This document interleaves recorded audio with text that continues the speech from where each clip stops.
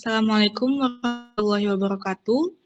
Selamat datang di presentasi kami dari kelompok 5. Saya sendiri Dila Andersipa sebagai moderator dan pemateri, dan rekan saya Pak Asep Habibi. Untuk hari ini kami akan membahas topik yang sangat penting, yaitu tentang analisis kurikulum nasional dan kurikulum pendidikan di Indonesia.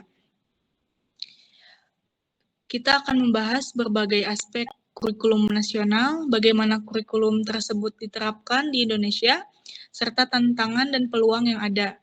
Kami berharap informasi yang kami sampaikan dapat memberikan wawasan baru bagi kita semua. Baik, tanpa berlama-lama, kita langsung saja masuk ke materi. Untuk materi awal akan disampaikan oleh Pak Asep Habibi. Waktu dan tempat saya persilahkan. Terima kasih kepada Ibu Dila Andersipa yang telah memberikan kesempatan kepada saya untuk mempresentasikan materi tentang analisis kurikulum nasional dan kurikulum pendidikan di Indonesia. Kita mulai saja dari latar belakang pentingnya kurikulum pendidikan, yaitu kurikulum merupakan salah satu bagian penting terjadinya suatu proses pendidikan. Kurikulum adalah kerangka kerja yang menentukan apa yang diajarkan dan bagaimana proses belajar mengajar berlangsung. Tanpa kurikulum yang jelas, pendidikan akan menjadi tidak terarah. Kurikulum menjadi dasar dan cerminan falsafah pandangan hidup suatu bangsa akan diarahkan kemana dan bagaimana bentuk kehidupan bangsa ini di masa depan. Semua itu ditentukan dan digambarkan dalam suatu kurikulum pendidikan. Selanjutnya yaitu perubahan kurikulum di Indonesia dan dinamika sosial dan budaya. Perubahan kurikulum di Indonesia sejak era reformasi, Indonesia telah mengalami banyak perubahan dalam kurikulum untuk memenuhi tuntutan masyarakat dan perkembangan ilmu pengetahuan. Ini mencakup transisi dari kurikulum 1994 ke kurikulum berbasis kompetensi, KBK, dan seterusnya. Dinamika sosialnya dan budayanya yaitu kurikulum harus responsif terhadap perubahan sosial, budaya, dan teknologi agar relevan dengan kebutuhan zaman. Hal ini penting untuk mempersiapkan siswa menghadapi tantangan global. Yang selanjutnya adanya pengertian kurikulum. Pengertian secara kurikulum ini ada dua, yaitu secara etimologis dan secara terminologis. Secara etimologi yaitu kurikulum yang artinya adalah kurikulum berasal dari bahasa Yunani, yaitu kurir yang artinya pelari, dan kurere yang berarti tempat berpacu. Itu berarti istilah kurikulum berasal dari dunia olahraga pada zaman Yunani kuno yang mengandung pengertian suatu jarak yang harus ditempuh oleh pelari dari garis start sampai finish. Kemudian digunakan oleh dunia pendidikan menggambarkan perjalanan pendidikan yang harus dilalui siswa. Secara terminologi, istilah kurikulum digunakan dalam dunia pendidikan, yaitu sejumlah pengetahuan atau kemampuan yang harus ditempuh atau diselesaikan siswa guna mencapai tingkat tertentu secara formal dan dapat dipertanggungjawabkan. Yang selanjutnya adanya pengertian kurikulum menurut pendapat beberapa para ahli. Di sini ada menurut Profesor Dr. Haji Nasution, kurikulum adalah suatu rencana yang disusun untuk melancarkan proses belajar mengajar di bawah bimbingan dan tanggung jawab sekolah. Yang kedua ada Grayson, yaitu menjelaskan bahwa kurikulum adalah suatu perencanaan untuk mendapatkan keluaran atau outcome yang diharapkan dari suatu pembelajaran. Yang ketiga menurut Harson, yaitu kurikulum merupakan gagasan pendidikan yang diekspresikan dalam praktik, mencakup seluruh program pembelajaran terencana dari suatu institusi pendidikan. Yang keempat menurut John Dewey, kurikulum dapat diartikan sebagai pengajian di sekolah dengan mempertimbangkan kandungan dari masa lampau hingga masa kini. Yang kelima adanya menurut Franklin. Menurut Franklin adalah kurikulum adalah seluruh pengalaman baik terarah maupun tidak terarah yang digunakan oleh sekolah untuk melengkapi dan menyempurnakan pendekatan individu. Yang selanjutnya menurut Hasan, kurikulum bersifat fleksibilitas, mengandung dua posisi, pemikiran kependidikan dan kaidah pengembangan kurikulum.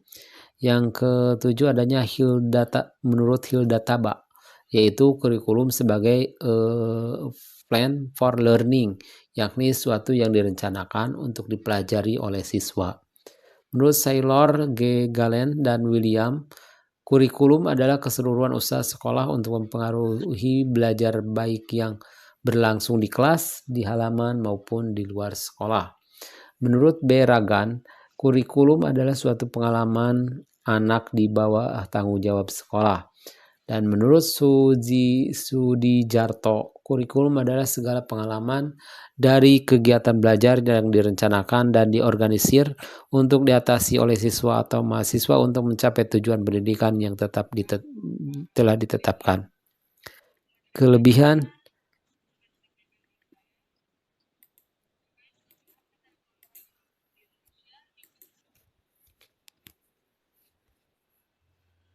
terkait kelebihan dan kelemahan kurikulum di Indonesia.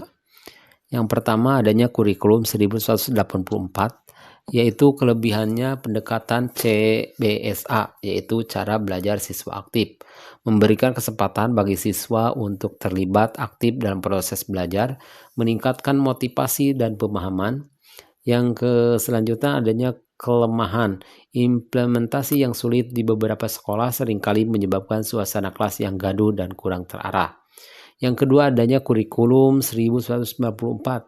Kelebihannya yaitu menekankan pada pengajaran yang aktif dan partisipatif, mendorong siswa untuk berpikir kritis. Kelemahannya yaitu sistem sentralistik yang menyulitkan penyesuaian di daerah, serta keterbatasan dana yang menghambat pelaksanaan. Yang selanjutnya adanya kelebihan dan kelemahan kurikulum di Indonesia yang akan disampaikan oleh Ibu Dila. Silakan, waktu kami persilakan.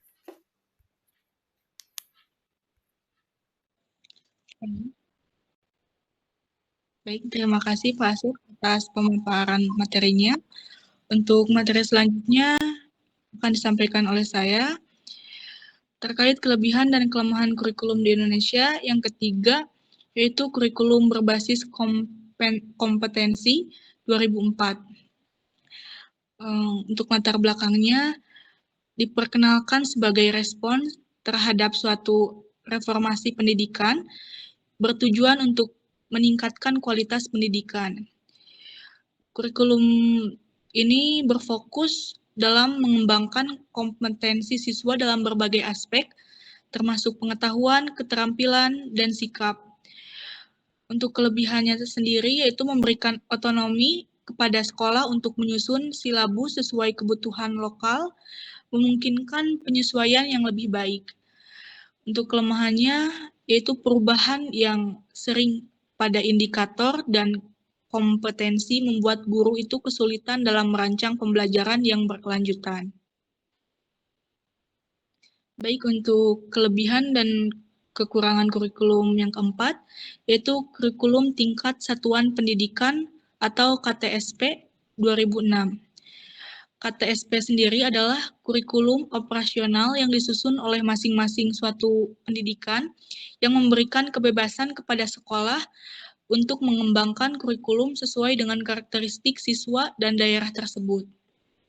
Untuk kelebihannya, yaitu mendorong kreativitas guru dan sekolah itu dalam mengembangkan kurikulum yang sesuai dengan kebutuhan lokal, meningkatkan relevansi pendidikan. Untuk kelemahannya sendiri, banyak sekolah yang kekurangan sumber daya manusia atau SDM yang memahami KTSP secara komprehensif, menghambat implementasi yang efektif. Kelebihan dan kekurangan kurikulum yang kelima, yaitu kurikulum pada tahun 2013 yang berfokus dalam mengintegrasikan pendidikan karakter dan kompetensi dalam setiap mata pelajaran, lebih menekankan pada pengembangan sikap, pengetahuan, dan keterampilan. Untuk kelebihannya, kurikulum 2013 ini lebih menekankan pada pengembangan karakter siswa dan keterampilan berpikir kritis, mempersiapkan siswa untuk tantangan yang akan datang di masa depan. Kemudian untuk kelemahannya, yaitu ketidaksetaraan dalam kapasitas guru dan siswa, serta tantangan dalam implementasi di lapangan, itu seringkali menyebabkan kesenjangan dalam hasil belajar. Baik. Untuk yang terakhir, yang keenam, kelebihan dan kelemahan kurikulum di Indonesia, yaitu kurikulum Merdeka Belajar. Konsep kurikulum Merdeka Belajar sendiri yaitu memberikan kebebasan bagi sekolah dan guru untuk menentukan kurikulum yang sesuai dengan kebutuhan siswa dan mendorong pembelajaran yang lebih fleksibel. Untuk kelebihannya, pembelajaran yang lebih disesuaikan dengan minat dan kemampuan siswa, meningkatkan motivasi dan keterlibatan siswa dalam proses belajar.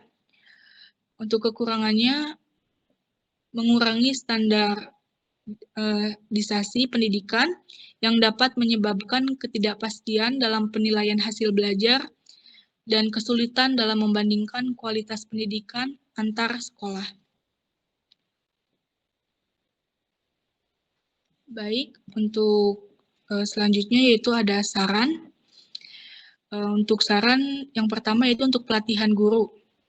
Penting untuk memberikan pelatihan berkelanjutan agar guru dapat memahami dan mengimplementasikan kurikulum yang terus berkembang, termasuk penggunaan teknologi dalam pembelajaran di zaman sekarang. Yang kedua, peningkatan infrastruktur.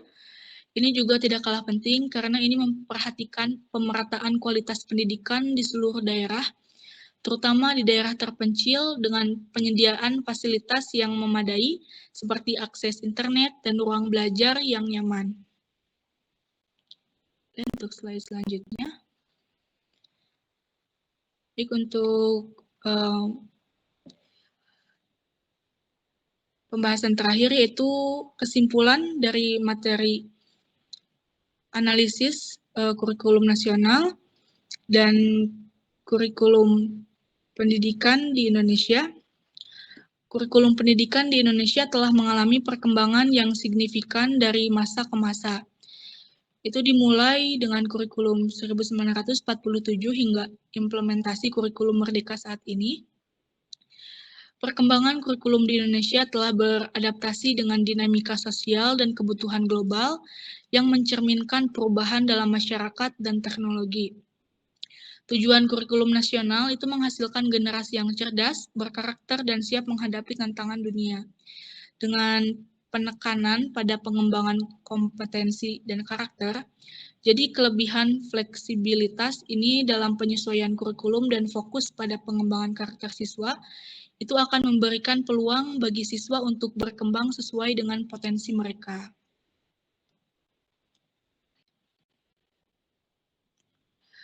Terima kasih telah menyaksikan presentasi kami. Sekarang kita akan memasuki sesi tanya jawab yang akan berlangsung di grup chat. Kami akan berusaha menjawabnya secara baik dan bisa untuk menjawabnya.